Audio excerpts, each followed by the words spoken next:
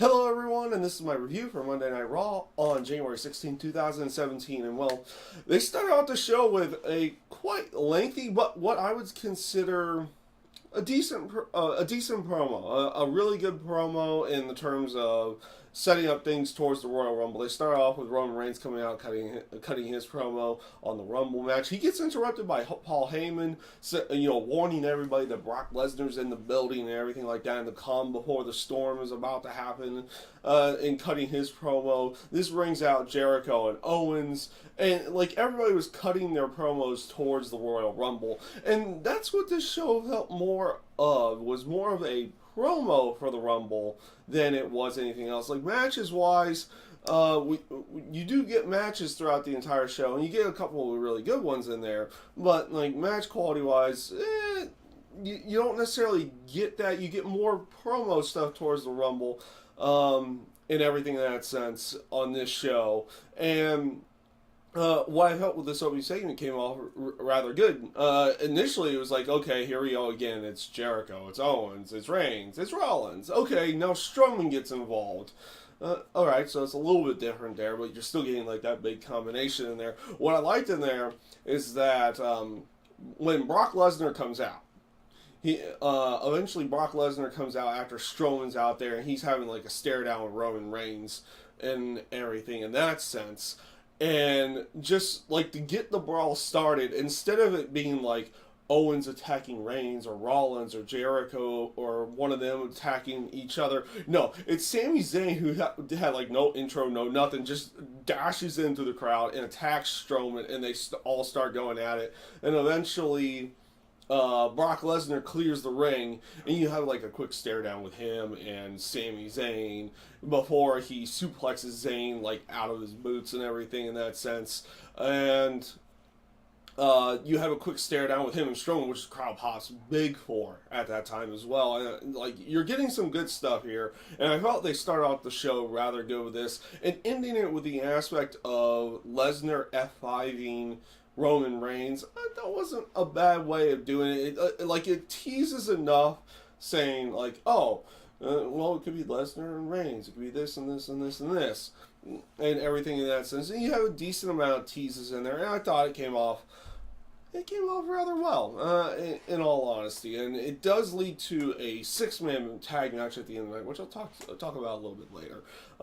Next, you had Enzo and Cass going up against Jinder Mahal and Rusev, and typical Enzo and Cass stuff. Typical Enzo and Cass style match. Enzo gets beaten down for a little while.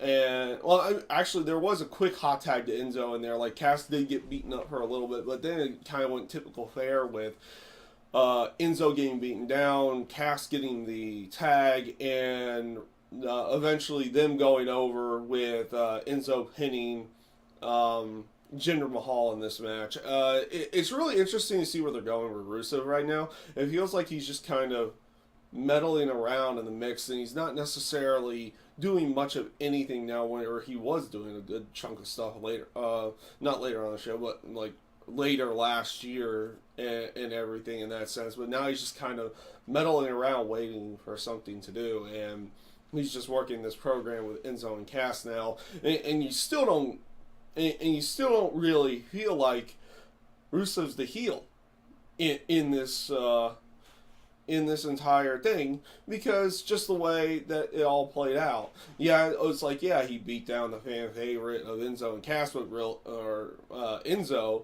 for a while, but in all honesty, Enzo kind of deserved the beat down for what he was doing.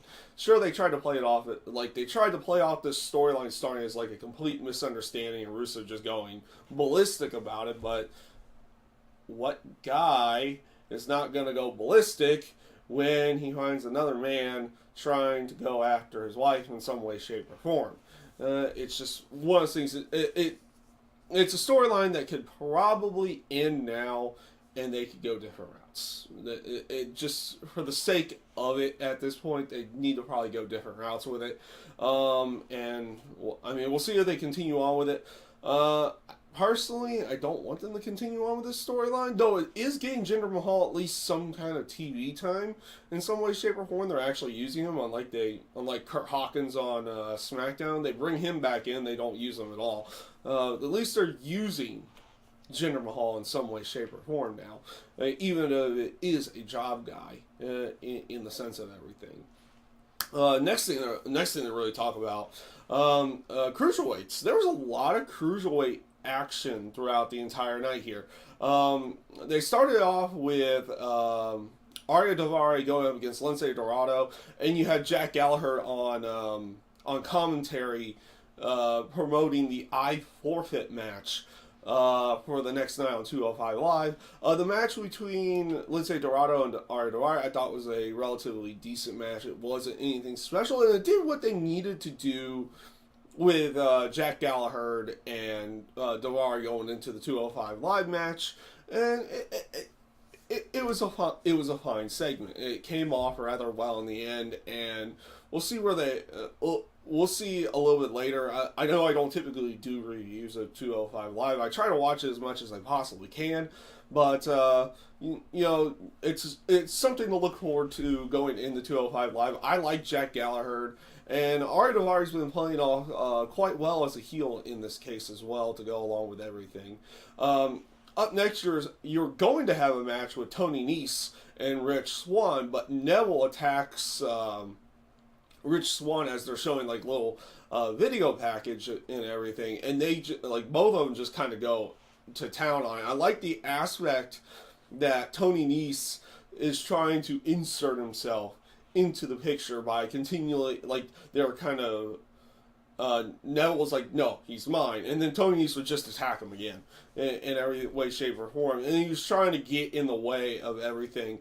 But Neville gets the last word in there, attacks him last, and then backstage you have a promo from Neville again, and again, this guy heel promo. If you didn't watch the UK tournament, he cut a heel promo there about being left out of the UK tournament as well. That was great. And he cuts another really good promo here. This guy is a great heel.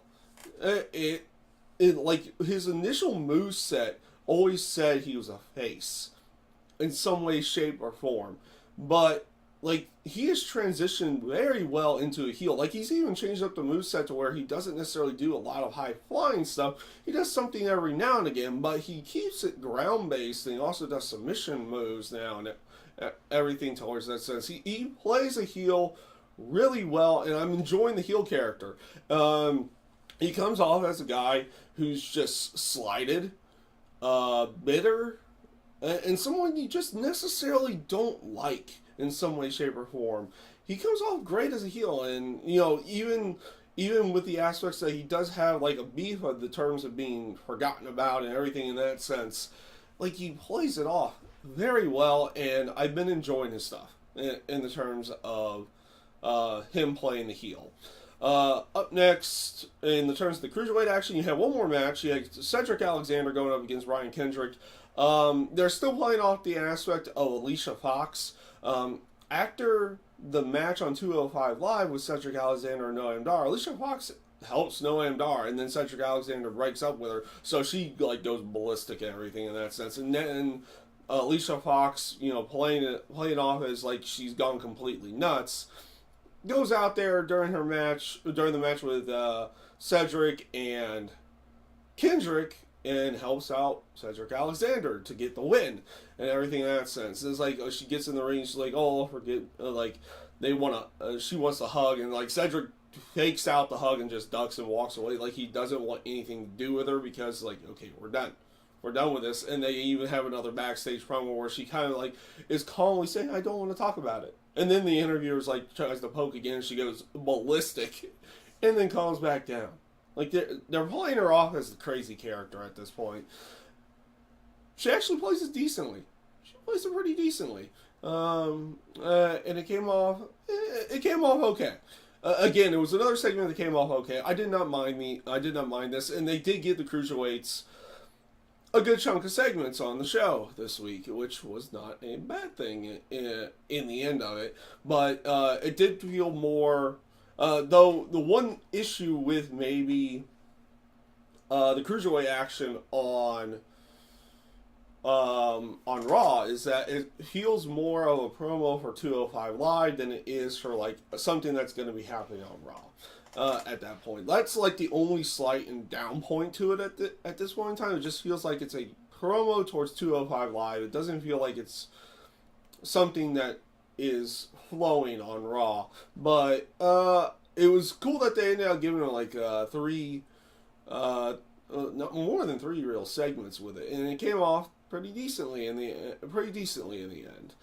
And let's see here, what's next after everything here? Oh yes, they're continuing on with this whole Titus O'Neil New Day thing, and it's getting to the point. It's like, is there going to be an upside towards Titus O'Neil on this one? Because again, he's supposed to be the heel, but you're kind of sympathetic towards Titus in this case more than the New Day, because Titus comes like they're going out there. It's like he's just trying to make an opportunity for himself, and these guys are just kind of picking on him the entire time. Like they continually say like what disguises he was wearing and everything in that sense, like showing up at their houses and wanting to be part of the New Day, like just kind of embarrassing him throughout the entire thing.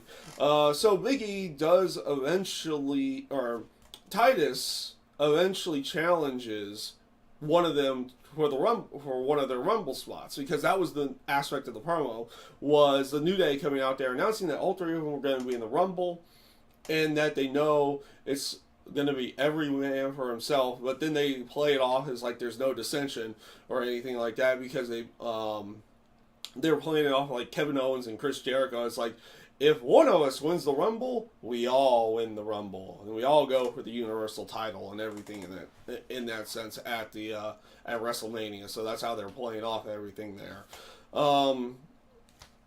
It was okay in the end, I guess. The match with Big E and Titus, it was a decent match, but it's like, seriously, like there's no... You almost feel more sympathetic towards Titus O'Neil in this case, because like he's trying to make an opportunity for himself, but these guys keep running him down in the terms of like almost like semi-bullying him in some way, shape, or form. And you expect Titus to get one over and then get a spot in the Rumble or something like that, but no, Big E goes over cleanly without like getting help or anything in that sense to go along with it. So no shenanigans, no nothing. So Titus again gets nothing in the aspect of everything. They also, there was a tag team title match with Sheamus and Cesaro going against Gallows and Anderson. This match was a very good match. It was a very good match, and then with a crappy ending.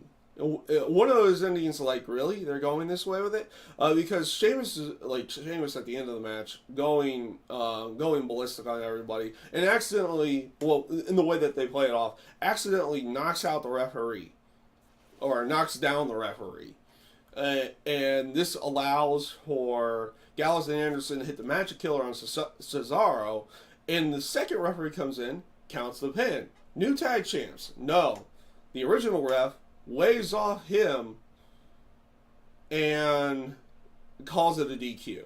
Even though we've had plenty of instances where a ref gets knocked down or knocked out, a second ref comes in and that decision stands.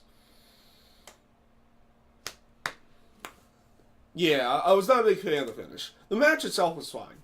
And if it leads to another match between both teams, completely fine with that in the end.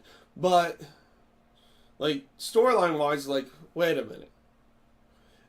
In the terms of screwing people over, typically you do that to the faces. The face team or the face person, not the heels. And it just didn't come off all that well as an ending. The match itself was great. I enjoyed the actual match. It was just the ending that was kind of, here we go again type thing. You had a couple of segments with setting up the other women's feuds, such as Nia Jax and Sasha Banks. They were doing showing footage of Sasha trying to, or Sasha getting her knee evaluated and everything in that sense, but she gets attacked by Nia Jax, who ends up taking out the knee one more time. I like how uh, it's like nobody tries to really get in the way, even though, well, it's not an aspect, like, people probably don't, you can play it off as that people didn't necessarily see it coming, but you even see them, like, trying to warn Sasha, like, she's right behind you, or something in that sense, to go along with it, and then Sasha gets taken out, and then the knee gets taken out one more time, and then Nia cuts a promo backstage later on in the show about what she did, is like holding no remorse, like running down Sasha as like a fake boss, everything in that sense, and it came off pretty good. This was probably one of the better promos from Nia Jax. I actually did I enjoyed this promo. I thought they did a relatively good job with it. Charlotte also cut a promo going out there. She says she's going to be sharing her winning strategy, why she wins at all the pay-per-views, which was basically saying, it's like, oh, I study my opponents and everything in that sense. And she calls Bayley like the easiest thing ever because of how average she is. Starts running down everything that she did, calling her out as basically just a mark for the business and everything in that sense. Like, Charlotte came off really good here, and I felt like Bayley in her promo, at least until the poems later on, which, give her credit to remembering 3 different poems out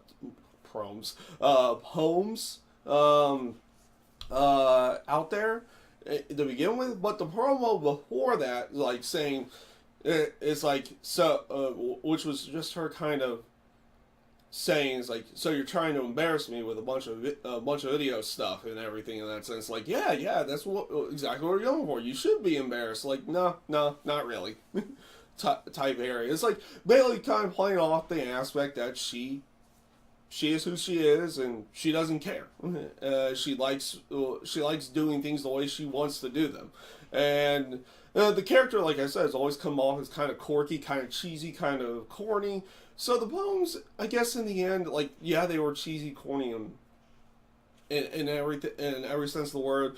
But, and I didn't necessarily like those portions of it, but it does play to the character to go along with it. So overall, not a bad segment there. I did thoroughly enjoy it, and I felt like, Charlotte comes over as that overbearing heel, and Bayley does get like a one up or something in that sense, and gets a rebuttal in some way, shape, or form to go along with it, and it came off rather well. So overall, not too bad with everything in that sense. This leads into the main event of the night, which was Chris Jericho, Kevin Owens, and Braun Strowman going up against Reigns, Rollins, and Sami Zayn. A good main event. Actually, this is a good way of ending the show. I felt like they did a relatively good job here on the match, the brawl afterwards, the aspect of Kevin Owens putting Reigns by himself, putting Reigns to the announce table to go along with it, and having Strowman go over in the match as well. It came off rather well. I felt like the beginning and end were really good here, and there's portions in the middle there that were relatively good about the show, but it just felt like there was something missing about the show. It felt like this show was more of a filler Raw than it was anything else. And if that is going to be the case going into next week, where, hey, they did the filler Raw this week, and the go home show is going to be like, they're going to add some more elements towards everything going into the pay-per-view itself, completely fine with that, and it should be okay in that sense. Like, this Raw was not a bad Raw, but it wasn't really a good Raw to go along with it. It was kind of okay. It was kind of in the middle, and it did what it needed to do going into the pay-per-view Raw side with everything. And like I said, with a good middle and a good beginning and a good end, and developments going into the other programs on the show as well. that could potentially lead to something interesting, lead to something good going into the pay-per-view to go along with it. And we'll see where they go with everything along with that. But overall, I would say this Raw was... It was okay. It was okay. I thought the beginning and end was really good. The aspect of Kevin Owens putting Reigns through the announce table on his own without like someone else's help or something in that sense made Kevin Owens come off as like the legitimate threat and everything in that sense, which is one thing that they've kind of been sorely lacking at this point in time with him. And just how they built the Rumble match itself, I felt they did a relatively good job with. And we'll see where they go with everything next week. It wasn't a bad Raw. It wasn't really a good Raw, though. But it's one of those in-the-middle Raws that, you know, you kind of get those more often than not now when it comes to Monday Night Raw. It's more in the middle than it is good or bad. So, with that being said, guys, that is my review this week for Monday Night Raw. I thank you guys for watching, and I hope you have a great day.